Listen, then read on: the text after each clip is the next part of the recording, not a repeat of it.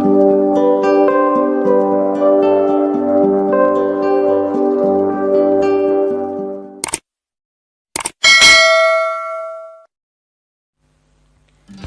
বন্ধুরা, আমি বৈশালী আবার চলে এসেছি আমার হেলথ টক বৈশালী চ্যানেলে। আজকে একটা গুরুত্বপূর্ণ বিষয় নিয়ে আমি আলোচনা করতে এসেছি। হচ্ছে যারা ছোট শিশুর মা বাবা, যাদের বাড়িতে ছোট বাচ্চা রয়েছে, তারা প্রায় সময় অসুস্থ হন। অসুস্থ হওয়ার পর মা বাবার পক্ষে সবসময় সম্ভব হয় না তাকে ডাক্তারের কাছে নিয়ে যাওয়ার জন্য। তার জন্য ইমার্জেন্সি পারপাস কিছু মেডিসিন হাতে রাখার জন্য আমি তাদেরকে অ্যাডভাইস করব। আমি আজকে সেই রকমই কিছু ইমার্জেন্সি মেডিসিন নিয়ে এসেছি, যেটা বাচ্চার মা বাবারা বাড়িতে রাখলে সাময়িক কিছু সুবিধা পাবেন। যেমন ধরুন, বাচ্চার জ্বর বা ভ্যাকসিন নিয়েছে, বাচ্চা ভ্যাকসিন নেওয়ার পর খুব কান্নাকাটি করছে বা বাচ্চা খেতে চাইছে না, অফ তুলছে, এইসব সমস্যার সমাধান নিয়ে আমি আজকে এসেছি। তো বেশি কথা না বাড়িয়ে চলুন যাওয়া যাক আমার ভিডিওতে। আর হ্যাঁ, অবশ্যই আমার চ্যানেলটা সাবস্ক্রাইব করবেন এবং বেল আইকনে ক্লিক করবেন। থ্যাংক ইউ বন্ধুরা। প্রথমে আমি 10 নম্বর ওষুধ নিয়ে আলোচনা করব। ভিডিওটি না কেটে পুরোটা দেখুন, কারণ 3 থেকে 1 নম্বর যে ওষুধ সেটা খুবই ইম্পর্ট্যান্ট এবং you have must keep it in your home. তো প্রথমেই শুরু করা যাক। আজকে আমি আমার 10 নম্বর মেডিসিন, সেটা হচ্ছে কলিজে ড্রপ। আর ছোটো বাচ্চারা দেখবেন, যারা একদম নিউবর্ন বেবি, তারা হচ্ছে প্রায় সময় কান্নাকাটি করে। বাচ্চার কান্নার কারণ বুঝতে পারা যায় না, পেটে ফাঁপ থাকে, ব্লটিং হয়, মুখ দিয়ে বাচ্চারা অনেক সময় দুধ তুলতে থাকে, ফিড নিতে চায় না, রাত্রিবেলায় অনেক রাত পর্যন্ত জেগে কান্নাকাটি করতে থাকে। এইসব সমাধানের জন্য কলিজে ড্রপ বেস্ট। এই ওষুধের সেরকম কোনো সাইড এফেক্ট নেই, কারণ এতে সাইমেথিকন, ডিল অয়েল এবং ফেনেল অয়েল রয়েছে, অর্থাৎ জোয়ানের তেল, মৌরির তেল। ঠিক আছে, এটা বাচ্চার পুকুরে কোনো সাইড এফেক্ট করে না।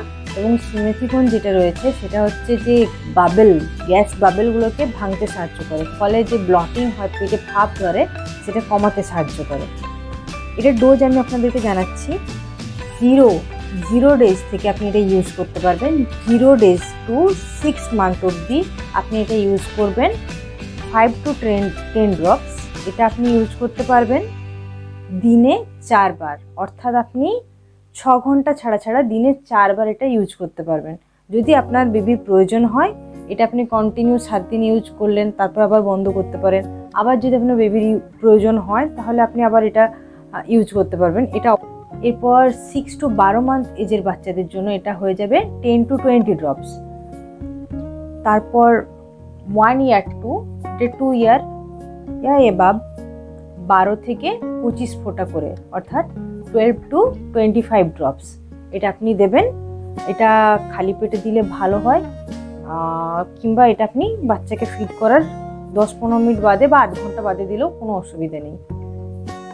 পয়েন্টে আমি যাচ্ছি। এই 9 নম্বর মেডিসিনটা হচ্ছে ডাইসাইক্লোমিন ড্রপস। এটা 6 মান্থের নিচে ইউজ করা যায় না, মনে রাখবেন। এটা 6 মান্থ উপরের বেবির জন্যই। 6 মান্থ উপরে যাদের বয়স, তারা এটা পেটে ব্যথার কারণে, পেটের ব্যথা অনেক রকম কারণে হতে পারে, হয়তো তার খাবারটা হজম হয়নি, বা আজকে উল্টোপাল্টা কিছু বাচ্চা খেয়েছিল, বা হচ্ছে তার ডায়রিয়া হয়েছে, সেই কারণে পেট ব্যথা হচ্ছে। এই যে কোনো কারণেই তার পেট ব্যথা হোক না কেন, ডাইসাইক্লোমিন ড্রপস খুব তাড়াতাড়ি বাচ্চাদের যে স্মুথ মাসেল পেন বা যে স্পাজম হয় পেটের মধ্যে, সেটাকে কমাতে সাহায্য করে। আমি এটা ডোজ বলে দিচ্ছি। এটা ডোজ হচ্ছে 6 মান্থ থেকে 1 year বেবির জন্য এটা 2.5 ml, 1 year to 2 year বেবিদের জন্য এটা 4 ml, R 2 year to 5 year এটা 5 ml। এটা আপনাকে দিতে হবে 6 to 8 hour ইন্টারভ্যালে, অর্থাৎ আপনি এখন যদি মেডিসিনটা দেন, ঠিক তার 6 থেকে 8 ঘন্টা পরে আপনি আবার ডোজ রিপিট করতে পারবেন বাচ্চার চাহিদা অনুযায়ী। ঠিক আছে। আর হ্যাঁ, অবশ্যই আপনি যখন ডাইসাইক্লোমিন ড্রপটা কিনবেন, আপনি অবশ্যই তার কম্পোজিশন দেখে নেবেন যে dicyclomine drops, dicyclomine HCl 10 mg per 5 ml, অর্থাৎ এর মধ্যে ডাইসাইক্লোমিন 5 ml এ 10 mg রয়েছে। আর অনেক সময় ডাইসাইক্লোমিন ড্রপসের সাথে সিমেথিকন অ্যাড থাকে, অসুবিধা কিছু নেই, আপনি কম্পোজিশনেও এটা কিনতে পারেন। এরপর 8 নম্বর ওষুধ হচ্ছে ডম্পেরিডন। এটা হচ্ছে বাচ্চাদের বমি বা বমি ভাব, বা বাচ্চা ফিড নিচ্ছে না, বাচ্চার মুখে খাবার দিলে সে তুলছে, বাচ্চার পেটের খাবার অনেকক্ষণ থেকে যাচ্ছে, হজম হচ্ছে না, বা সে বারবার দই তুলছে, বা তাকে যাই খাবার খাওয়ানো হচ্ছে সে কিছুক্ষণ বাদেই সেটা তুলে দিচ্ছে। সেই সমস্যার ক্ষেত্রে আপনার এই ডম্পেরিডনটা খুব ভালো কাজে লাগবে। এটা শুধু বমি নয়, এটা হচ্ছে যে আমাদের ইন্টেস্টাইন যে পেরিস্টোলিস্টিক মুভমেন্ট সেটাকে ফাস্ট করে, অর্থাৎ স্টোমাকে অনেকক্ষণ থাকা খাবারটাকে তাড়াতাড়ি পাস করতে সাহায্য করে। এছাড়া এটা যে বমি ভাবটা, যে বাচ্চা সবসময় একটা বমি বমি ভাব লাগে, সেই বমি ভাবটাকে কমাতে তাকে সাহায্য করে। এবং তো এটা 0.25 mg per kg body weight হিসাবে ক্যালকুলেট করা হয়। অর্থাৎ যদি একটা 10 কেজির বাচ্চা এটা নেয় তাহলে সে খাবে 2.5 ml, কিংবা যদি এটা একটা 5 কেজির বাচ্চা খায় তাহলে সে খাবে 1.25 ml। ঠিক আছে। তো নেক্সট হচ্ছে ওআরএস।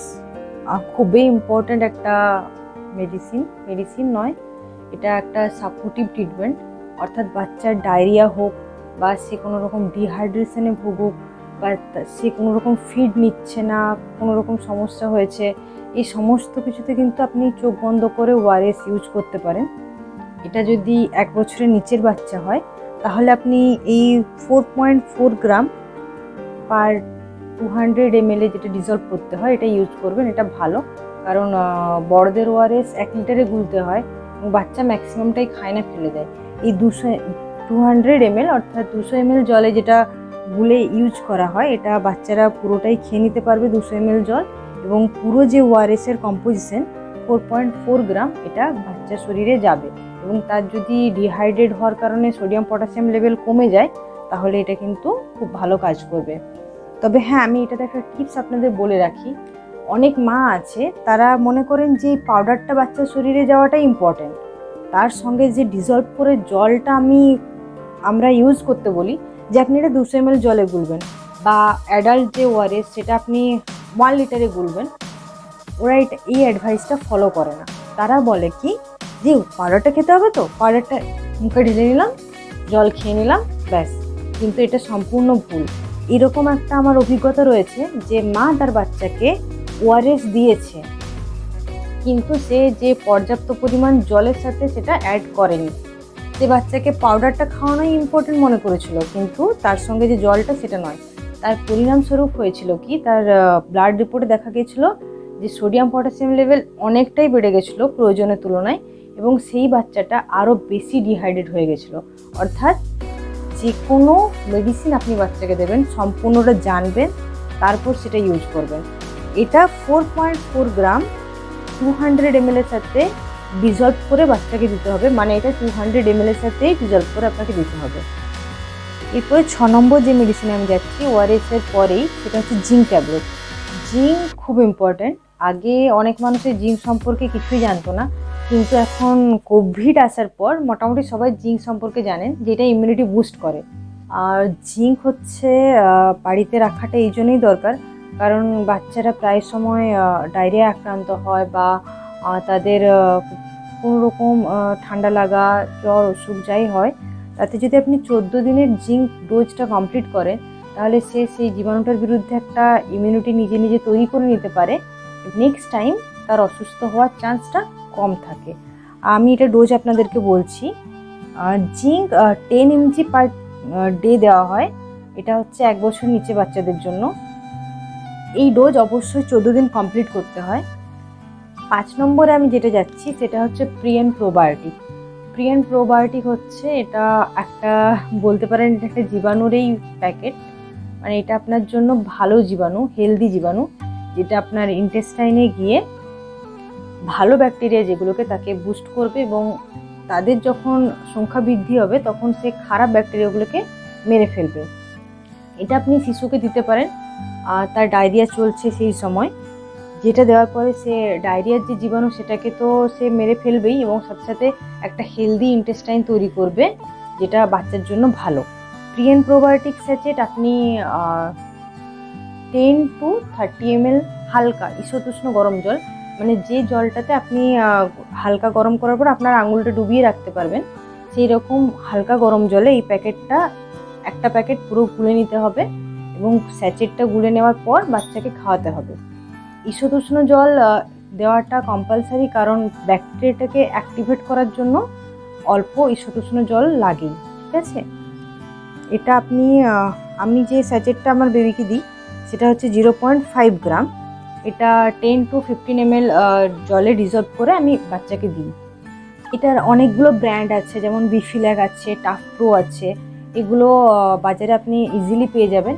আর যেসব বাচ্চাদের লোয়ার ইমিউনিটি, বারবার ডায়রিয়া হচ্ছে, বারবার অসুস্থ হচ্ছে, সেই সব বাচ্চা যদি প্রিয়ান প্রোবায়োটিক তার অসুস্থতার সময় খায় তো তার হচ্ছে খুবই ভালো, ডায়রিয়াটা খুব তাড়াতাড়ি সেরে যাবে এবং নেক্সট টাইম ডায়রিয়া হওয়ার চান্সটা তার অনেকটাই কমে যাবে।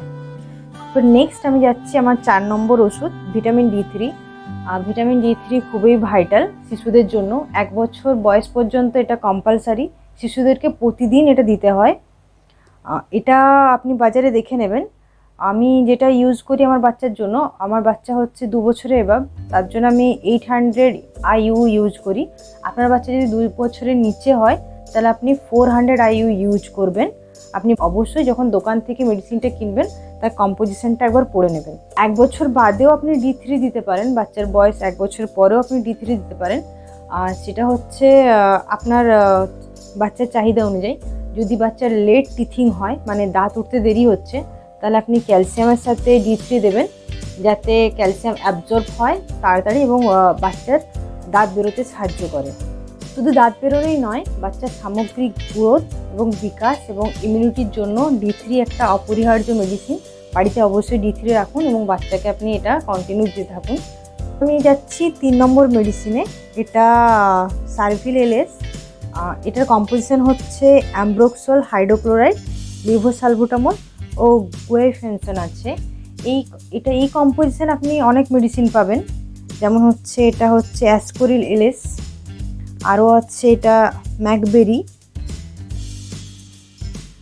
আপনি এটা বাড়িতে রাখবেন কারণ বাচ্চারা অনেক সময় কোল্ড ফ্লু হলে তাদের প্রায় সময় শুকনো একটা কাশি হয় বা কফ সমেত একটা কাশি হয়, সেটাতে কিন্তু এটা খুব ভালো কাজ করবে।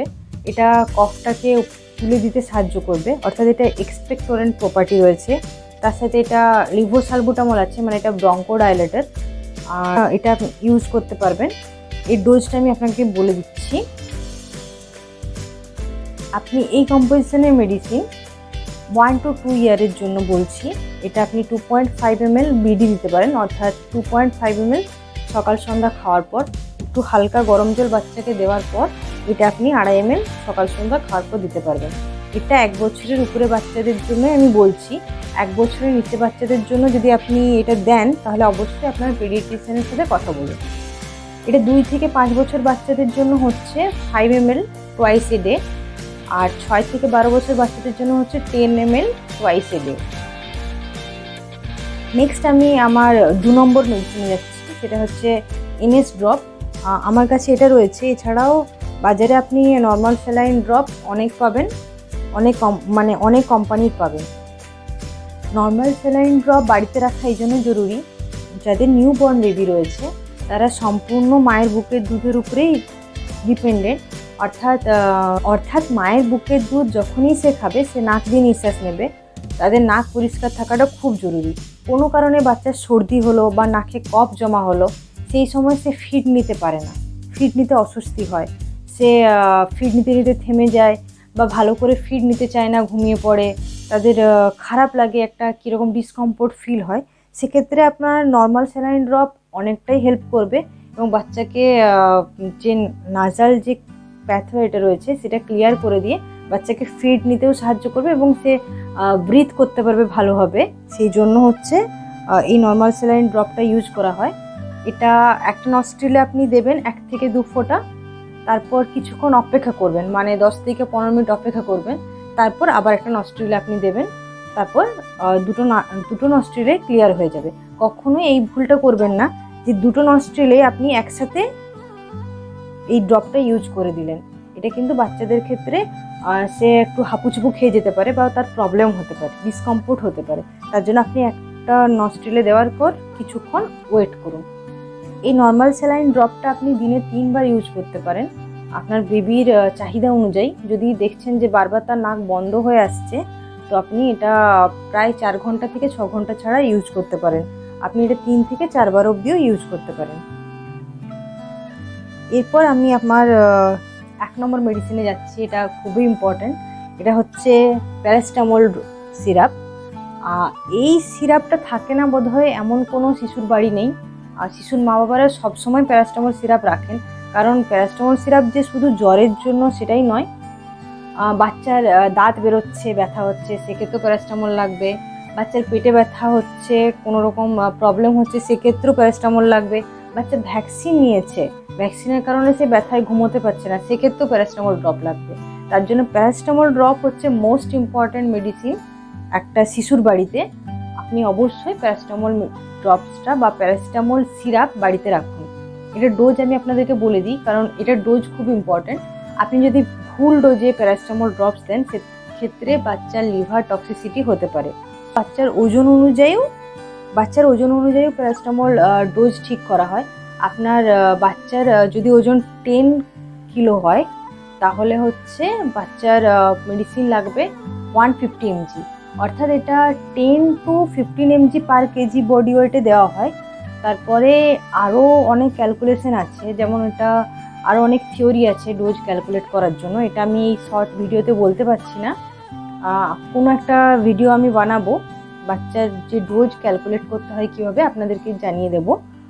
আপাতত আমি এটা বলি, এটা 10 to 15 mg per kilo body ওয়েটে দেওয়া হয়। অর্থাৎ আপনার বাচ্চার যদি 5 কেজি বডি ওয়েট হয়, 50 mg থেকে 75 mg লাগবে। এরপর এটা কার ক্ষেত্রে প্রযোজ্য নয়, সেটা হচ্ছে যদি বাচ্চা আন্ডার ওয়েট হয়, অর্থাৎ বাচ্চার বয়স অনেকটাই কিন্তু বাচ্চা আন্ডার ওয়েট। যদি ওবেজ বাচ্চা হয়, মানে বাচ্চার বয়স কম কিন্তু বাচ্চা খুবই নাদুস নুদুস, সেক্ষেত্রেও এই ডোজ কিন্তু অন্য থিওরিতে বেরোবে। যাই হোক, সাধারণত যে সাধারণ বাচ্চাদের জন্য এটা 10 to 15 mg per kg body ওয়েটে হয়। আপনি আপনার বাচ্চাকে ওজন করুন এবং সেক্ষেত্রে এটা হিসাব করে আপনি বাচ্চাকে দিতে পারবেন। এটা একদমই সেফ ড্রাগ, এটার কোনো রকম সমস্যা হয় না।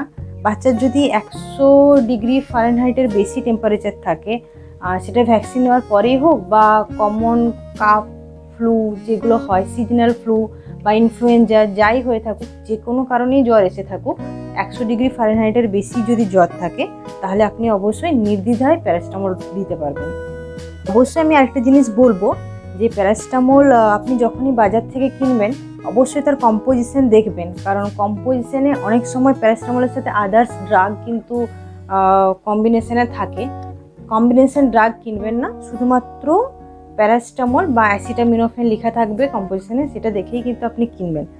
আর তার সঙ্গে ইম্পর্ট্যান্ট হচ্ছে এটা কোন পাওয়ারের আছে। যেমন আমি আপনাকে এটা দেখাচ্ছি 250 mg পার 5 ml, এটা হচ্ছে 250 mg আছে পার 5 ml। ঠিক আছে, সেইভাবে কিন্তু হিসাবটা হয়ে যাবে। এগুলো তো হয়ে গেল মেডিসিনের কথা। ম্যাক্সিমাম বাবা মাই এই মেডিসিনগুলো স্টোর রাখে বাড়িতে, প্যারাসিটামল তো রাখেনি। বাকি যেগুলো বললাম সেগুলো অবশ্যই রাখবেন, আপনাদের কাজে লাগবে। আর এছাড়া আমি কিছু ইকুইপমেন্টস আর কিছু ইমার্জেন্সি ইনস্ট্রুমেন্টের কথা বলবো, যেটা বাড়িতে রাখলে আপনার বাচ্চার জন্য সুবিধা। যেমন আপনি ক্লিন সোয়াব রাখতে পারেন, অর্থাৎ তুলো, পরিষ্কার স্টেরিলাইজ তুলো রাখতে পারেন। বাচ্চারা জানেন, যাদের বাচ্চারা হাঁটতে চলতে শিখে গেছে, তারা প্রায় সময় দৌড়াদৌড়ি করতে গিয়ে পড়ে যায়, আঘাত লাগে, কাজে লাগে।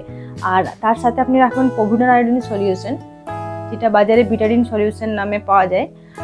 আপনি ধরুন বাচ্চা পড়ে গেল, কোথাও লাগলো বা কোথাও উন্ড হয়ে গেল, সেক্ষেত্রে কিন্তু পভিডন আয়োডিন সলিউশনে কটন ডুবিয়ে আপনি সেই জায়গাটায় ড্রেসিং করতে পারবেন।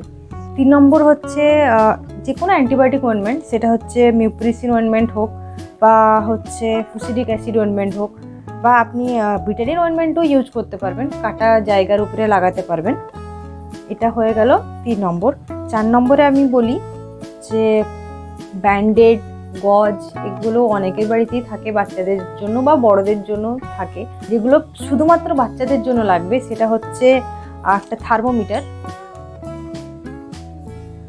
এটা হচ্ছে চাইল্ড থার্মোমিটার, যেটা আপনি যেভাবে ইউজ করুন না কেন বাচ্চাকে, এটা হচ্ছে উপরটা খুবই নরম থাকে, তাই আপনি বাচ্চার চোখের আড়ালে এটা আপনি ইউজ করতে পারবেন। কারণ ওরা যদি বুঝতে পেরে যায় যে আমাকে থার্মোমিটার দেওয়া হচ্ছে বা কিছু একটা জিনিস দেওয়া হচ্ছে, তারা কিন্তু খুবই সতর্ক হয় এবং কাঁদতে থাকে জোরে জোরে। আপনি এইরকম যদি থার্মোমিটার কেনেন, এটা দেখুন একদম নরম, বাচ্চাকে আপনি হাতের মধ্যে রেখে আপনি এই থার্মোমিটারটা দিয়ে দিতে পারবেন। তার মুখে কখনোই থার্মোমিটার দেবেন না। আর সেকেন্ড হচ্ছে পারদ থার্মোমিটার কখনোই ইউজ করবেন না, কারণ পারদ থার্মোমিটারে বাচ্চাদের জন্য খুবই টক্সিক। পারদ থার্মোমিটার এখন বড়দের জন্যও ইউজ করা হয় না, বাচ্চাদেরকে তো কখনোই দেবেন না। একটা ডিজিটাল থার্মোমিটার নেবেন, যেটা হচ্ছে চাইল্ড থার্মোমিটার, আর এটা এরকমভাবে মুভ করা সম্ভব। ডিজিটাল থার্মোমিটারে সবসময় আপনি সুইচটা অন করার পর লো দেখবেন, লো দেখার পরেই কিন্তু আপনি বাচ্চার হাতের নিচে বা হচ্ছে দুটো পায়ের যে মাঝখানে জয়েন্ট আছে সেখানেও আপনি দিতে পারেন, ঠিক আছে। এটা হলো টেম্পারেচার চেক করার জন্য থার্মোমিটার অবশ্যই দরকার। আর এরকম বিপ দেওয়ার পরে আপনি দেখবেন যে টেম্পারেচার কত আছে, আর এটাই হচ্ছে তার অ্যাকচুয়াল রিডিং। নেক্সট আমি একটা খুব ইম্পর্ট্যান্ট বলবো, সেটা হচ্ছে সিরিঞ্জ। আপনি ভাবছেন সিরিঞ্জ কী কাজে লাগবে? হ্যাঁ, নিউবর্ন বেবি বা অনেক বেবি আছে যারা কোনোভাবেই মেডিসিন খেতে চায় না, কোনোভাবে মেডিসিন নিতে চায় না। আপনি মেজারিং যে 5 ml এর কাপ হয় বা 2 ml এর কাপ হয়, সেখানে আপনি মেডিসিন অনেকবার দেওয়ার চেষ্টা করেছেন, হয়তো সে মেডিসিন ফেলে দিয়েছে বা উল্টি করে দিয়েছে। সেক্ষেত্রে কিন্তু এই সিরিঞ্জ খুবই কাজ করে। আমি এটা কিন্তু ইন্ট্রামাস্কুলার ইন্টারভেনাস ইউজ করতে বলছি না, এটা ওরাল ইউজ করতে বলছি। অবশ্যই প্রথমে এই ছুঁচটাকে খুলে নিতে হবে, ঠিক আছে। এই ভুলটা কিন্তু করবেন না, ছুঁচ কিন্তু কোনোভাবেই রাখবেন না। এরপর আপনি যদি এটার উপরে গায়ে দেখেন যে এখানে রিডিংগুলো, তো আপনাকে যে অ্যামাউন্টের ডোজ দেওয়া হয়েছে সেই অ্যামাউন্টের ডোজ কিন্তু আপনি খুব ইজিলি এখানে মেজার করতে পারবেন। সেটা 1 ml বলুক, 1.5 ml, যাই বলুক না কেন, আপনি খুব ভালোভাবে এটা মেজার করে বাচ্চাকে খাওয়াতে পারবেন। অর্থাৎ মুখের একটু ভিতর পর্যন্ত দিয়ে এটা পুশ করতে পারবেন। আর এছাড়াও 2 ml এর সিরিঞ্জও পাওয়া যায়। এটা সুইচটা খুলে নিয়ে আপনি দেখুন, যদি আপনাকে বাচ্চাকে বলা হয় যে 0.5 ml আপনাকে খাওয়াতে হবে, আপনি ড্রপারে খাওয়াতে পারছেন না, অনেক সময় ড্রপারে যে পিছনে নবটা থাকে, যেমন ধরুন এই যে নবটা অনেক সময় ঠিকঠাক কাজ করে না, বা 0.5 ml উঠলেও সেটা কিন্তু এয়ার চলে আসে, সেক্ষেত্রে সঠিক ডোজ মেজার করা একটু সমস্যা হয়। সেক্ষেত্রে আপনি যদি সিরিঞ্জ ইউজ করেন আপনার অনেকটাই সুবিধা হবে। দেখুন এখানে 0.5 ml এরও দাগ রয়েছে, আপনি ইজিলি 0.5 ml ইউজ করতে পারবেন বাচ্চার জন্য। এটা আমি দেখেছি প্র্যাকটিক্যালি আমার বাচ্চার জন্য করে, আমার সুবিধা মনে হয়েছে, তাই আপনাদের সাথে এই পদ্ধতিটা শেয়ার করলাম। এটা হচ্ছে বেবি নোজ ক্লিনার। এটা লিডটা এইভাবে ওপেন করতে হয়। ওপেন করার পর এটা প্রথমে পুশ করে হাওয়াটা বের করে নিতে হয়, তারপর এটা বাচ্চার নাকে দিয়ে অনেকটা মিউকাস বের করে নেওয়া যায়। Thank you. আরেকটা জিনিস আমি বলতে চাই যে উইদাউট ডক্টর প্রেসক্রাইব বা পেডিয়াট্রিশিয়ানের পরামর্শ ছাড়া আপনারা বাড়িতে কোনো অ্যান্টিবায়োটিক স্টোর করবেন না বা ইউজ করবেন না। আর অ্যান্টিবায়োটিক ইউজ করতে গেলে অবশ্যই আপনার পেডিয়াট্রিশিয়ানের সাথে কথা বলুন। ধন্যবাদ। নমস্কার বন্ধুরা, আজকের ভিডিও এই পর্যন্তই। আশা করি আমার এই ভিডিওটা আপনাদের অনেক কাজে লাগবে, আর এটা শেয়ার করবেন, আর সাবস্ক্রাইব করবেন, বেল আইকনটিতে প্রেস করবেন। আর আমার ভিডিওটা যদি আপনাদের ভালো লেগে থাকে তবে অবশ্যই আপনার পরিচিত যে শিশুর মা বাবা রয়েছেন তাদেরকে শেয়ার করে দেবেন, কারণ এই কোভিড সিচুয়েশনে অনেক মা বাবাই আতঙ্কে থাকেন, কারণ বাচ্চার সামান্য কাশি হলে তারা ভয় পেয়ে যায়, সামান্য জ্বর হলে তারা ভয় পেয়ে যায়। হচ্ছে অনেক সময় হয় যেটা তাদের সিজনাল ফ্লু হচ্ছে বা সিজন চেঞ্জের কারণে হচ্ছে, অতটা প্যানিক হওয়ারও কোনো কারণ থাকে না। তাদের জন্য এই ভিডিওটা অবশ্যই কাজে লাগবে। থ্যাংক ইউ বন্ধুরা, নমস্কার। আর ভিডিওটি নিয়ে যদি আপনাদের কোনো রকম প্রশ্ন থাকে তো অবশ্যই আমার কমেন্ট বক্সে কমেন্টে লিখে জানাবেন, লাইক করবেন। Thank you.